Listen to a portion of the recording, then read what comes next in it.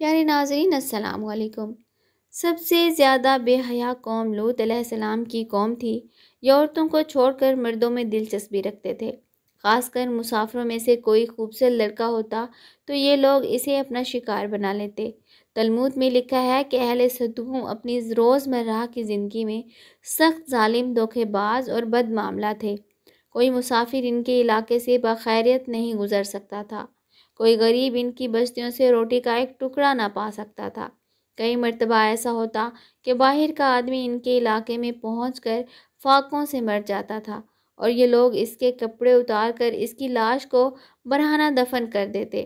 اپنی وادی کو انہوں نے ایک باغ بنا رکھا تھا جس کا سلسلہ میلوں تک پھیلا ہوا تھا۔ اس باغ میں وہ انتہائی بے حیائی کے ساتھ اعلانیہ بدکاریاں کرتے تھے۔ حضرت لوط علیہ السلام نے انہیں توحید کی دعوت دی اور بدکاری کے اس گنہونے عمل سے توبہ کرنے کا حکم دیا۔ حضرت لوط علیہ السلام نے کہا، تم یہ کیوں کرتے ہو؟ کیا تم عورتوں کو چھوڑ کر لذت حاصل کرنے کے لیے مرد کی طرف مائل ہوتے ہو؟ حقیقت یہ ہے کہ تم احمق لوگ ہو۔ پھر حضرت لوط علیہ السلام سدوم کو دن رات واعظ و نصیحت کیا کرتے تھے، لیکن اس قوم پر اس کا کوئی اثر نہ ہوا، بلکہ وہ بد نصیب بہت فخریہ انداز میں یہ کام کرتے تھے۔ انہیں حضرت لوط علیہ السلام کا سمجھانا بھی برا لگتا تھا، لہٰذا انہوں نے صاف صاف کہہ دیا کہ اگر تم ہمیں اسی طرح بھلا کہتے رہے اور ہمارے کاموں میں مداخلت کرتے رہے تو ہم تمہیں اپنے شہر سے نکال دیں گے۔ حضرت لوط علیہ السلام نے نصیحت و تبلیغ کا سلسلہ جاری رکھا، لہٰذا ایک دن اہل سدوم نے خود ہی عذاب الہی کا مطالبہ کر دیا۔ اللہ تعالیٰ نے اب تک ان کے اس بدترین عمل، فحاشی اور بدکاری کے باوجود ڈھیل دے رکھی تھی، لیکن جب انہوں نے حضرت لوط علیہ السلام سے ایک دن کہا کہ اگر تم سچے ہو تو ہم پر عذاب لے آؤ، لہٰذا ان پر عذاب الہی کا فیصلہ ہو گیا۔ اللہ نے اپنے خاص فرشتوں کو دنیا کے طرف روانہ کر دیا۔ یہ فرشتے دراصل حضرت میکائیل اور جبرائیل علیہ السلام تھے۔ پھر یہ فرشتے حضرت لوط علیہ السلام کے گھر تشریف لے آئے۔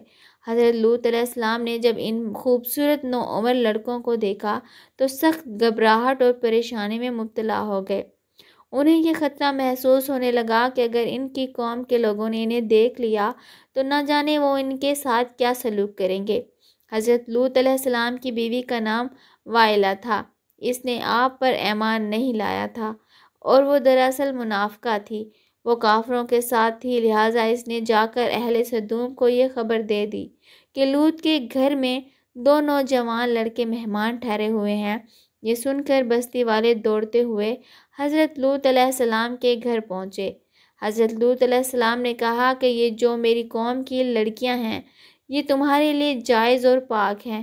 اللہ سے ڈرو، مجھے میرے مہمانوں کے سامنے رسوا نہ کرو۔ تم میں سے کوئی بھی شائستہ آدمی نہیں؟ حضرت لوط علیہ السلام کی بات سن کر وہ لوگ بولے، تم بخوبی واقف ہو کہ ہمیں تمہاری بیٹیوں سے کوئی حاجت نہیں، اور جو ہماری اصل چاہت ہے اس سے تم بخوبی واقف ہو۔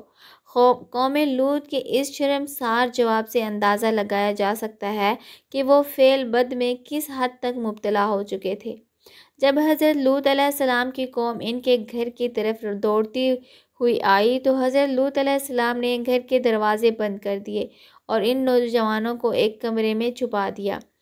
ان بدکار لوگوں نے آپ کے گھر کا گھیراؤ کیا ہوا تھا اور ان میں سے کچھ گھر کے دیوار پر بھی چڑھنے کی کوشش کر رہے تھے۔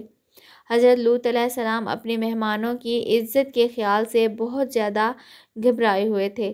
فرشتے یہ سب منظر دیکھ رہے تھے۔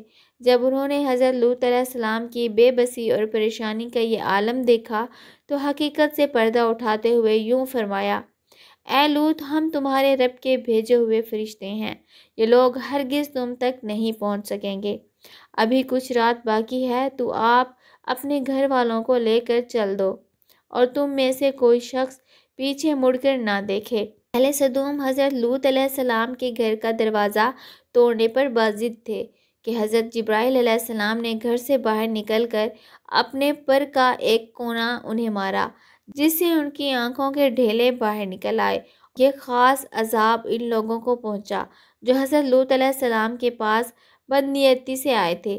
حضرت لوط علیہ السلام حقیقت حال جان کر مطمئن ہو گئے اور اپنے گھر والوں کے ساتھ رات کو ہی نکل کھڑے ہوئے، لیکن پھر بھی ان کی بیوی ان کے ساتھ تھی، لیکن کچھ دور جا کر وہ واپس اپنی قوم کی طرف پلٹ گئی اور قوم کے ساتھ جہنم واصل ہو گئی۔ صبح کا آغاز ہوا تو اللہ تعالیٰ کے حکم سے حضرت جبرائیل علیہ السلام نے بستی کو اوپر سے اکھاڑ دیا اور پھر اپنے بازو پر رکھ کر آسمان پر چڑھ گئے، یہاں تک کہ آسمانوں والوں نے بستی کے کتے کے بھونکنے اور مرغیوں کے بولنے کی آوازیں سنی۔ پھر اس بستی کو زمین پر دے مارا، جس کے بعد ان پر پتھروں کی بارش ہوئی۔ ہر پتھر پر مرنے والے کا نام لکھا ہوا تھا۔ جب یہ پتھر ان کو لگتے تو ان کے سر پاش پاش ہو جاتے۔ صبح سویرے شروع ہونے والا یہ عذاب اشراق تک پوری بستی کو نیست و نابود کر چکا تھا۔ قوم لوط کی ان خوبصورت بستیوں کو اللہ نے ایک انتہائی بدبودار اور سیاہ جھیل میں تبدیل کر دیا، جس کے پانی سے رہتی دنیا تک کوئی فائدہ نہیں اٹھایا جا سکتا۔ سمندر کے اس حصے میں کوئی جاندار مچھلی، مینڈک وغیرہ زندہ نہیں رہ سکتے، اس لیے اسے ڈیڈ سی یعنی بحر مردار کہا جاتا ہے، جو اسرائیل اور اردن کے درمیان واقع ہے۔ ماہرین آثار نے 10 سالوں کی تحقیق و جستجو کے بعد اس تباہ شدہ شہر کو دریافت کیا تھا۔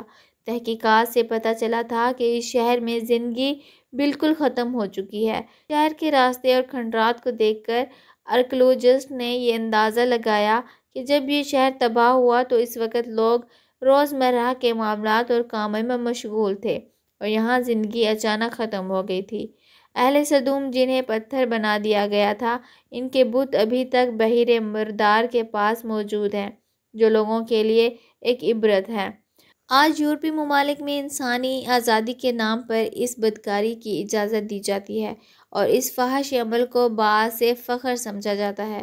روایتوں کے مطابق ایک مرتبہ حضرت سلیمان علیہ السلام نے شیطان سے پوچھا کہ اللہ کے نزدیک سب سے بدترین عمل کیا ہے؟ ابلیس بولا، جب مرد مرد سے بدفعلی کرے اور عورت عورت سے خواہش پوری کرے، اور مجھے شرم آتی ہے یہ کہتے ہوئے کہ آج ہمارے معاشرے میں یہی سب چل رہا ہے، بلکہ اس قبیح کام کو قانون کی سرپرستی حاصل ہے۔